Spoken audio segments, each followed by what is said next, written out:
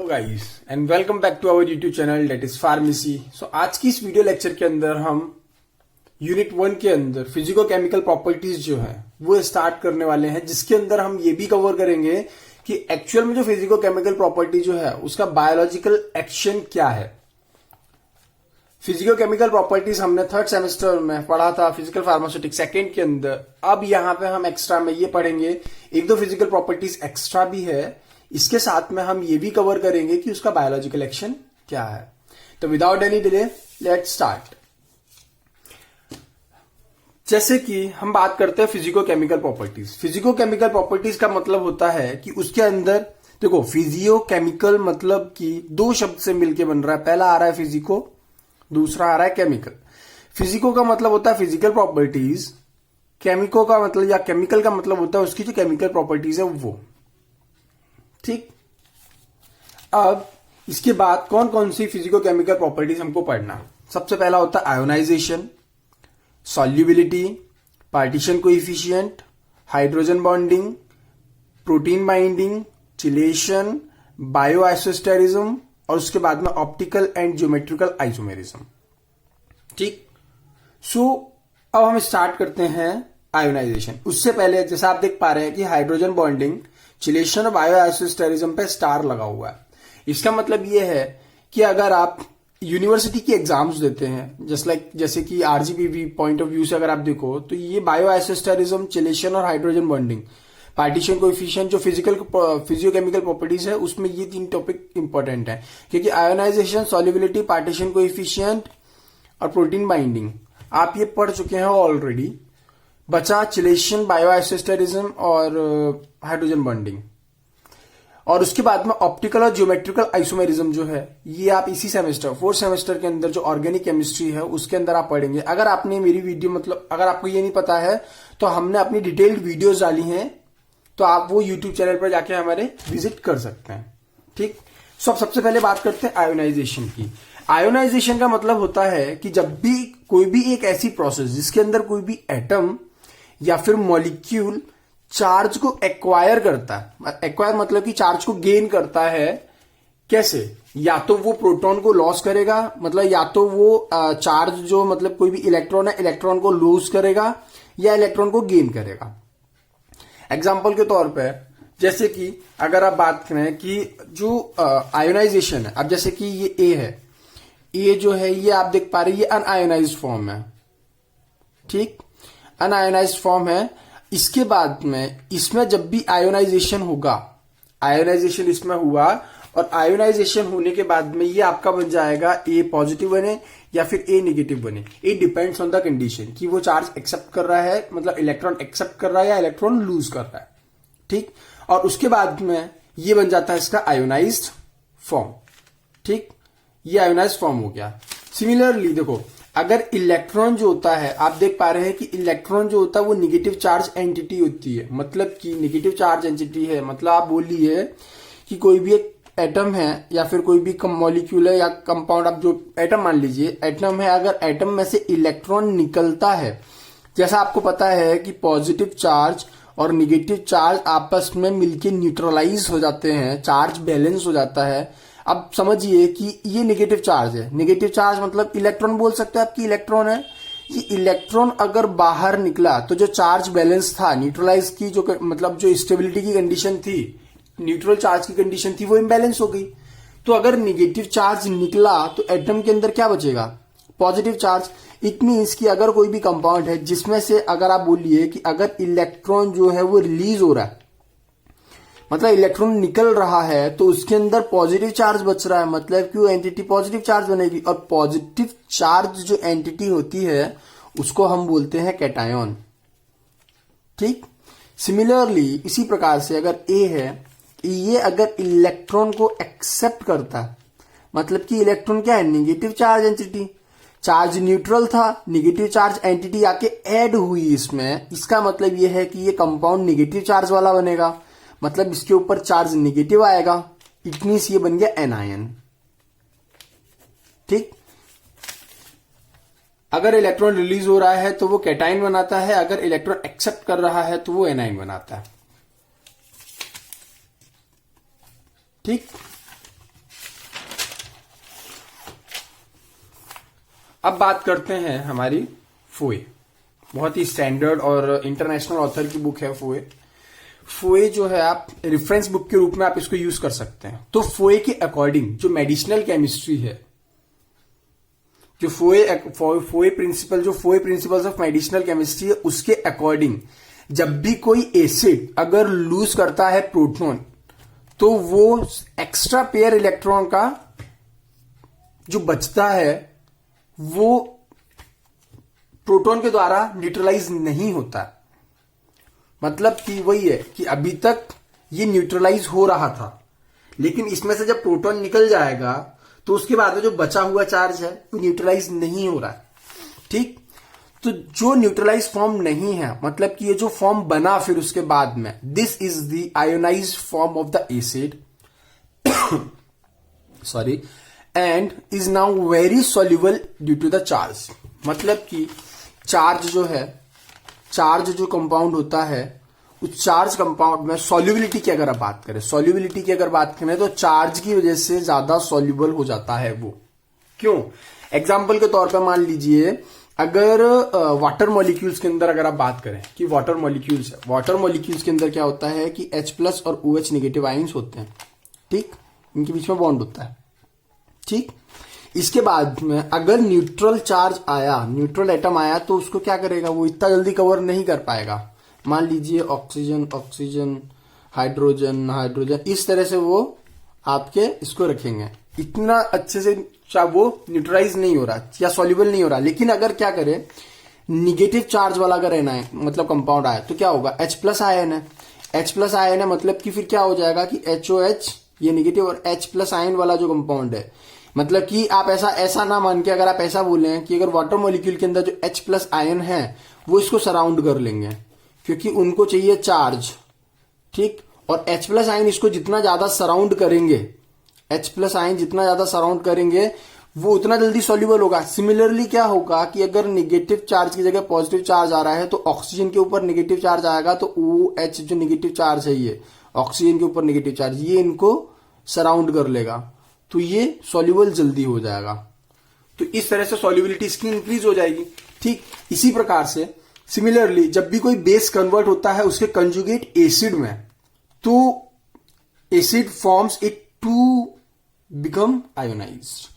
Similarly, when base is converted to its conjugate acid form, it to become ionized. Okay? अब example के तौर पे हम बात करते हैं। यहां पे कंसेप्ट आता है कि कंजुगेट एसिड क्या होता है और कंजुगेट बेस क्या होता है।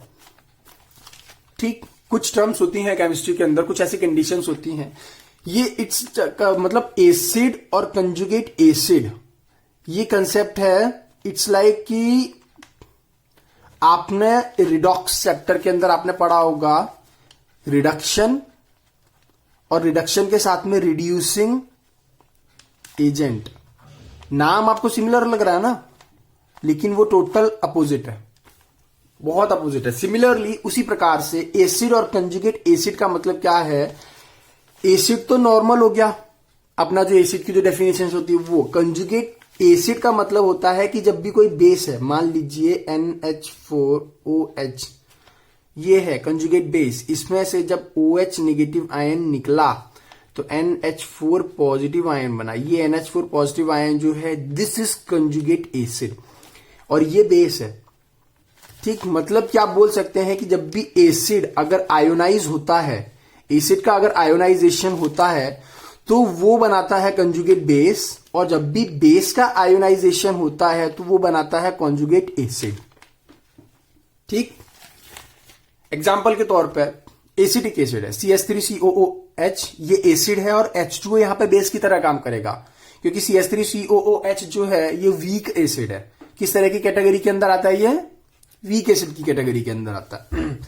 अब जब ये रिएक्शन शो कर रहा है तो आप सिर्फ देखिए क्या हो रहा है कि COOH नेगेटिव आयन में से H पॉजिटिव आयन चला गया और वो बेस के साथ में आके अटैच हो गया। मतलब कि एसिड से बना कॉन्जुगेट बेस और बेस से बना कॉन्जुगेट एसिड कब, आयोनाइजेशन के बाद में। मैंने ये तो बोला नहीं कि पॉजिटिव चार्ज अगर आए तो ही आयोनाइजेशन हो रहा है, या फिर इलेक्ट्रॉन जब निकले तो ही आयोनाइजेशन हो रहा है।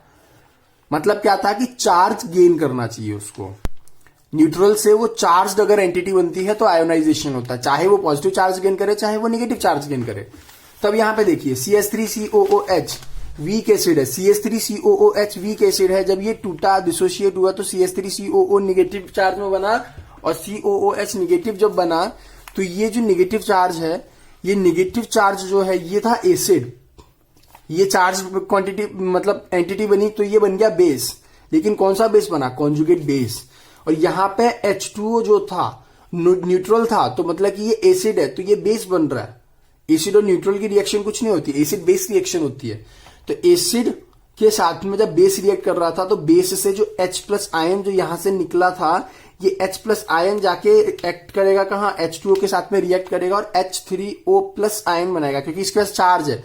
इसके पास चार्ज की डिफिशियंसी थी, ये गया इसने वाटर मॉलिक्यूल से चार्ज लिया तो ओवरऑल जो मॉलिक्यूल बना उसके पास ऑलरेडी एक चार्ज की कमी रहेगी। क्यों? क्योंकि ये एक चार्ज लेके नहीं गया अपना। ठीक, तो ये बना, ये जो हाइड्रोनियम, ये जो आप बोल रहे हैं H3O+ आयन बना है, सॉरी, ये जो बेस था, बेस से बन गया एसिड। लेकिन कौन सा एसिड? Conjugate acid. ठीक, आई होप आपको कॉन्जुगेट एसिड और कॉन्जुगेट बेस का कंसेप्ट भी समझ में आया होगा। अब यहां पर देखते हैं एक एग्जांपल बेस का, जैसे CH3NH2, आप ये जो देख पा रहे हैं CH3NH2 + H2O मॉलिक्यूल, मतलब यहां ये बेस है तो H2O एसिड की तरह काम करेगा। वाओ, अब यहां पे आपके माइंड में क्वेश्चन आ रहा होगा कि H2O यहां पे मतलब कुछ भी, कि यहां एसिड है तो H2O को बेस बना दिया और यहां बेस के साथ रिएक्ट करा रहे तो H2O को एसिड बना दिया, तो H2O और एसिड बेस दोनों ही है। नहीं, ऐसा नहीं है। H2O जो है ना, H2O जो है ये एम्फोटेरिक एंटिटी जो होती है, मतलब कि ये कंडीशन के ऊपर रिएक्ट करेगा। मतलब कि अगर इसको बेस बनना होगा, जहां पे इसको बेस की तरह एक्ट करना होगा बेस के साथ एक्ट करेगा, जहां इसको एसिड की तरह एक्ट करना होगा वहां एसिड की तरह एक्ट करेगा। तो इसका जो H2O होता है ना, इसका सेल्फ हाइड्रोलिसिस भी तो होता है H2O का। H2O का सेल्फ हाइड्रोलिसिस कैसा हो जाता है? H2O molecule plus H2O molecule आपस में रिएक्ट कर जाता है और किस तरह से बना देता है? H3O+ आयन बना देगा प्लस OH नेगेटिव आयन बना देगा। तो H2O के अंदर क्या हो रहा है? इटसेल्फ ऑक्सीडेशन और रिडक्शन दोनों हो रहा है। ऑक्सीडेशन और रिडक्शन जब दोनों उसके अंदर प्रोसेस हो रही है तो वो किस तरह की एंटिटी कहलाएगी? एम्फोटेरिक। मतलब कि वो कंडीशन के ऊपर डिपेंड करेगा कि वो कहां जाके किधर किस कंडीशन में किस रूप में उसको एक्ट करना है, इस वेदर उसको एसिड की तरह एक्ट करना है या फिर उसको बेस की तरह एक्ट करना है। ठीक, यहां तक आपको समझ में आया? आई थिंक आपको समझ में आया होगा। मैंने काफी सिंप्लीफाई करने की कोशिश की है और काफी डिटेल भी देने की कोशिश की है। रिलेशन की अगर बात करें कि हमने पढ़ तो लिया कि आयोनाइजेशन होता क्या है, लेकिन अब हमें यह जानना है कि आयोनाइजेशन पढ़ क्यों रहे हैं, हम क्यों पढ़ रहे हैं आयोनाइजेशन। आयोनाइजेशन इसलिए पढ़ रहे हैं क्योंकि आयोनाइजेशन का जो रोल है बायोलॉजिकल एक्टिविटी, वहां पे काम आता है। ह्यूमंस या फिर एनिमल्स, उनके अंदर आयोनाइजेशन की बहुत सारी काम आती है प्रोसेस। क्यों? क्योंकि ये जो है ना, ये इंपॉर्टेंट रोल प्ले करता है फार्माकोकाइनेटिक्स के अंदर भी। मतलब कि जो मूवमेंट होता है ड्रग्स का बॉडी के अंदर, फार्माकोकाइनेटिक्स, मतलब कि आप बोल सकते हैं कि पहला शब्द जब भी आता है फार्माकोकाइनेटिक्स और फार्माकोडायनेमिक्स, अक्सर लोग इसमें कंफ्यूज रहते हैं। तो आप ऐसे याद रखिए कि जो फार्माकोडायनेमिक्स है, डायनेमिक्स के अंदर आ रहा है डी, मतलब कि पहले आएगा डी से स्टार्ट होने वाला वर्ड, मतलब वो है ड्रग। फिर बाद में आ रहा बॉडी, मतलब कि ड्रग बॉडी के अंदर क्या इफेक्ट शो कर रही है, दैट इज फार्माकोडायनेमिक। फार्माकोकाइनेटिक में आ रहा है के, मतलब कोई रिलेशन नहीं बन रहा। इट मीन्स कि इसका अपोजिट हो जाएगा कि बॉडी जो है वो ड्रग के साथ में क्या कर रही है, दैट इज फार्माकोकाइनेटिक्स। ओके, अब फार्माकोकाइनेटिक्स की अगर बात करें कि फार्माकोकाइनेटिक्स में क्या होता है, फार्माकोकाइनेटिक्स जो है ना वो बेसिकली एडीएमई का मतलब होता है absorption, distribution, metabolism, elimination. Absorption, distribution, metabolism, elimination, ये सारी की सारी आप जो फार्माकोलॉजी है उसके अंदर बहुत डिटेल में पढ़ते हैं। एब्जॉर्प्शन तो सीधा डिसइंटीग्रेशन की प्रोसेस होती है, बड़ी सी मतलब टूट के जो मतलब टेबलेट होती है वो टूट के छोटे छोटे पार्टिकल्स में टूटता है। उसके बाद में वो स्मॉल इंटेस्टाइन या फिर जो ब्लड वेसल्स के थ्रू एब्जॉर्ब होता है, फिर वो पूरे शरीर में डिस्ट्रीब्यूट होता है। ठीक, तो पहले क्या हुआ? एब्जॉर्प्शन, मतलब ये डिसइंटीग्रेट हुआ, डिसइंटीग्रेट के बाद में एब्जॉर्प्शन हुआ उसका वेसिकल्स के थ्रू, अगर स्मॉल इंटेस्टाइन से हो रहा है या फिर जो ब्लड वेसल्स है उनमें इसका एब्जॉर्प्शन हुआ, उसके बाद में ब्लड वेसल से all over the body via circulation वो डिस्ट्रीब्यूट हुआ। मेटाबॉलिज्म का मतलब होता है बायो ट्रांसफॉर्मेशन, आप इसको याद रखिए, bio transformation. It means bio transformation का मतलब होता है कि शरीर में बहुत सी ऐसी ड्रग होती हैं जो पड़ी रहती हैं, कई कई साल निकल जाते हैं। लिपोफिलिक है, लिपोफिलिक जो ड्रग होती है मतलब लिपिड लविंग, लिपिड लविंग मतलब कि वो बॉडी के अंदर ही रहेगी, बॉडी से एक्सक्रीट आउट नहीं हो रही है। तो उस लिपोफिलिक ड्रग को लिपोफोबिक या फिर आप बोले कि हाइड्रोफिलिक, हाइड्रोफिलिक मतलब हाइड्रोफिलिक अगर वाटर लविंग होगी तो वाटर में उसकी सॉल्युबिलिटी बहुत ज्यादा हो जाएगी। जब वाटर में उसकी सॉल्युबिलिटी बहुत ज्यादा हो गई, इट मीन्स कि आप क्या कर सकते हो, उसको वाटर में सॉल्युबल कर सकते हो। और जो लिपोफिलिक ड्रग शरीर के अंदर थी, काफी समय से थी, उसको आपने जब हाइड्रोफिलिक किया तो वो आपके एक्सक्रीटरी सिस्टम के द्वारा शरीर से बाहर एलिमिनेट हो गई। और इसके द्वारा जो कॉज हो रही टॉक्सिसिटी थी वो फर्दर टॉक्सिसिटी या फिर फर्दर एक्शन या साइड इफेक्ट बाद में नहीं देगा, क्योंकि वो बॉडी से एक्सक्रीट आउट हो गई है। ठीक, अब बात करते हैं क्या होता है कि अनआयोनाइज्ड फॉर्म जो होता है, अनआयोनाइज्ड फॉर्म जो होता है ड्रग का, वो कौन सा होता है, लिपोफिलिक। और आयोनाइज्ड फॉर्म क्या होता है, वो हाइड्रोफिलिक। लिपोफिलिक फॉर्म जो है वो अनआयोनाइज्ड फॉर्म है और आयोनाइज्ड फॉर्म उसका हाइड्रोफिलिक है। और ये जो हाइड्रोफिलिक फॉर्म है, अब क्या हो रहा है कि देखो ड्रग है, अनआयोनाइज्ड फॉर्म लिपोफिलिक हो गया, क्यों, क्योंकि वो लिपिड लविंग था, बॉडी के अंदर था। अगर आयोनाइज्ड फॉर्म होता, इट मींस में अपन ने क्या पढ़ा अभी, अपन लोगों ने अभी देखा कि जो आयोनाइज्ड फॉर्म था, आयोनाइज्ड फॉर्म में जब भी वो चेंज हो रहा था उसकी वजह से इसकी सॉल्युबिलिटी जो थी वो इंक्रीज हो रही थी। सिमिलरली ये जो देखो आपने कहा था ना कि now it is very soluble due to charge, charge की वजह से सॉल्युबिलिटी इंक्रीज हुई, इसका मतलब अनचार्ज जो था मॉलिक्यूल, उसको चार्ज मॉलिक्यूल में कन्वर्ट किया, जिसकी वजह से उसकी सॉल्युबिलिटी इंक्रीज हुई और वो शरीर से फिर एक्सक्रीट आउट हो जाएगी। अब कैसे, देखो जैसे कि ड्रग है, ड्रग को अगर आपने इंटेक किया, ठीक है ना, ड्रग जब भी आपने इंटेक किया वो क्या होना चाहिए, वो अनआयोनाइज्ड फॉर्म में या फिर सॉल्ट न्यूट्रल होना चाहिए। आपने कभी ऐसी ड्रग के बारे में सुना है जो मतलब चार्ज वाली ड्रग हो और हमने वो इंटेक कर लियो? नहीं, ऐसा नहीं करते। ड्रग आपने लिया, उसका फिर डिसइंटीग्रेशन हुआ। डिसइंटीग्रेशन मतलब क्या है, डिसइंटीग्रेशन का मतलब है कि ये जो बड़ी बड़ी पार्टिकल्स थी, बड़ा जो टेबलेट था वो छोटे पार्टिकल्स में वो डिवाइड हो गया, मतलब उसका सरफेस एरिया जो है वो बहुत ज्यादा इंक्रीज हो गया, फाइन एकदम पाउडर्स की फॉर्म में वो, या बहुत ज्यादा छोटे छोटे मॉलिक्यूल्स में डिवाइड हो गया, जो क्या करेगा कि आपके ब्लड वेसल्स में आराम से इजिली एब्जॉर्ब हो सके। ठीक, वो इसके बाद में क्या है कि एब्जॉर्प्शन जब हुआ, एब्जॉर्प्शन के बाद में जब एब्जॉर्प्शन हुआ उस टाइम पे ड्रग जो है वो है आयोनाइज्ड फॉर्म में। जब आपने ड्रग को इंटेक किया तब वो अनआयोनाइज्ड फॉर्म में था, जब ड्रग का एब्जॉर्प्शन होगा तब वो आयोनाइज्ड फॉर्म में होगा। आयोनाइज्ड फॉर्म में होने के बाद में वो ब्लड में पहुंचा मतलब वो हाइड्रोफिलिक हो गया। जैसा मैंने अभी आपको बताया था, कहां पे बताया था, ये देखो कि बायो ट्रांसफॉर्मेशन जो है लिपोफिलिक अगर है और हाइड्रोफिलिक, लिपोफिलिक ड्रग को आपने हाइड्रोफिलिक में कन्वर्ट किया। लिपोफिलिक मतलब कि अनआयोनाइज्ड और हाइड्रोफिलिक मतलब कि आयोनाइज्ड। ओके, ये अनआयोनाइज्ड और आयोनाइज्ड हो गया। अब जब ब्लड में पहुंचा उस समय इसके अंदर चार्ज था तो ये हाइड्रोफिलिक हो गया, है ना। और जब हाइड्रोफिलिक हुआ उसकी वजह से क्या हुआ, क्या बोल सकते हो कि आयोनाइज्ड फॉर्म में था वो, मतलब उसके अंदर चार्ज आया, मतलब कि न्यूट्रल मॉलिक्यूल चार्ज एंटिटी में कन्वर्ट हुआ। जब ड्रग इंटेक हुआ, मतलब कि ड्रग आपने लिया, एक बार वापस से रिकॉल करा रहा हूं मैं, सुनिएगा। अगर ड्रग है वो आपने इंटेक लिया, इंटेक करने के बाद में ड्रग का एब्जॉर्प्शन होगा, एब्जॉर्प्शन होने के बाद में ड्रग डिस्ट्रीब्यूट होगी ऑल ओवर द बॉडी।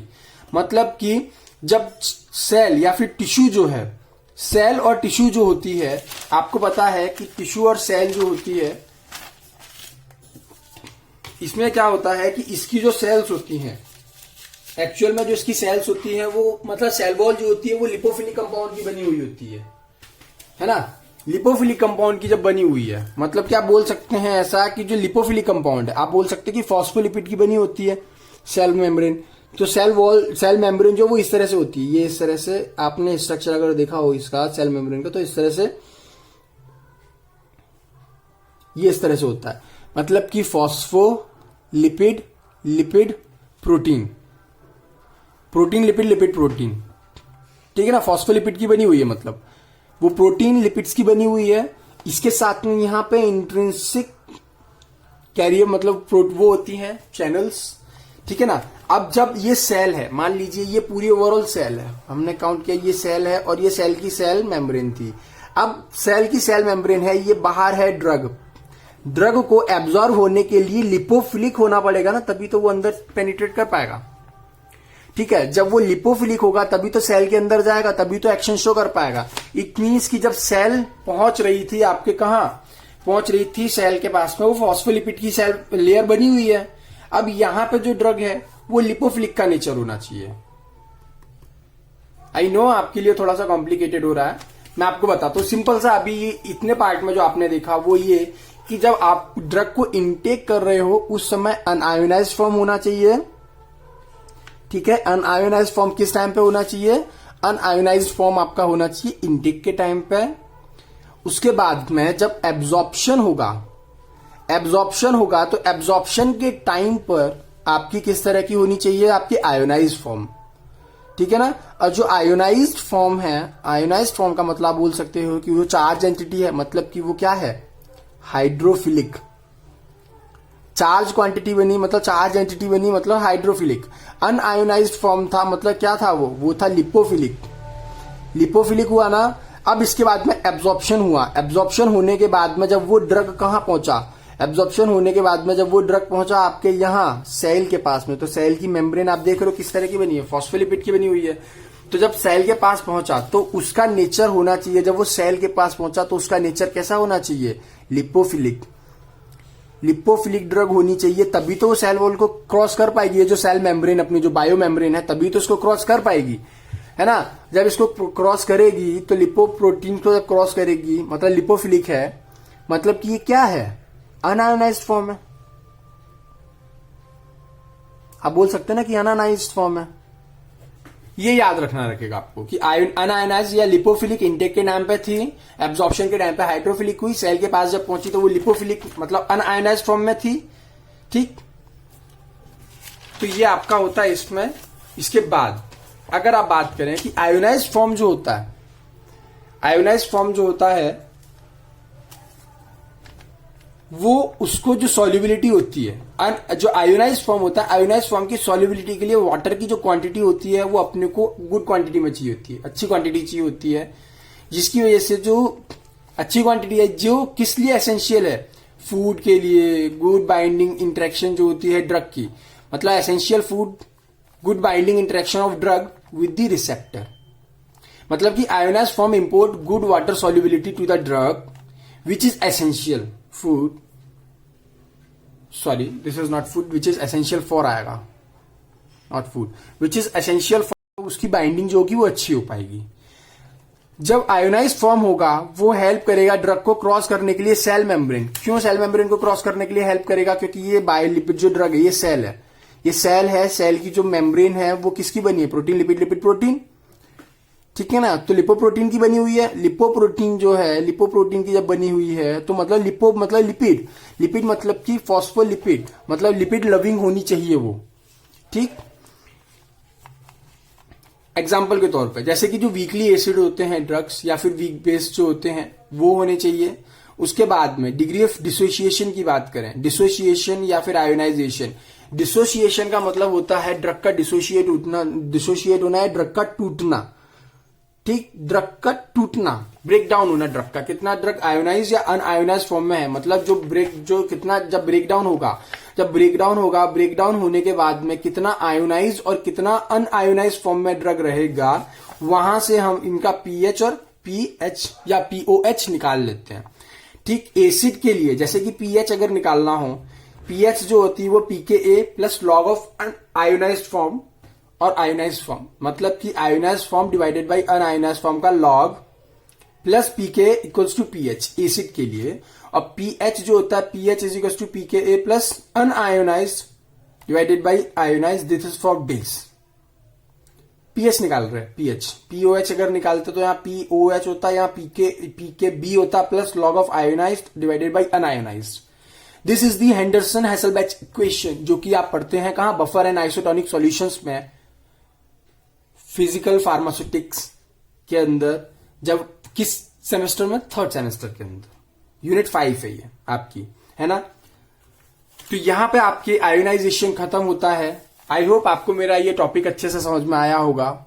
अगर आपको मेरा टॉपिक पसंद आया हो तो प्लीज लाइक शेयर सब्सक्राइब करना ना भूलें। मिलते हैं आप लोगों से नई वीडियो लेक्चर के अंदर नए टॉपिक के साथ में। तब तक के लिए stay safe and stay happy. हाँ, और जाते जाते एक पॉइंट और, कि जो इस चैनल पर नए हैं, आपको लगता है कि मेरा explanation, I am good enough for explanation, अगर मैं एक्सप्लेन अच्छे से कर पा रहा हूं तो आप जो मतलब जरूरतमंद लोग हैं, आप उनको भी हमारा चैनल शेयर कर सकते हैं, उनको भी बताइए। तो मिलते हैं आप लोगों से नई वीडियो के अंदर। सी यू गाइस।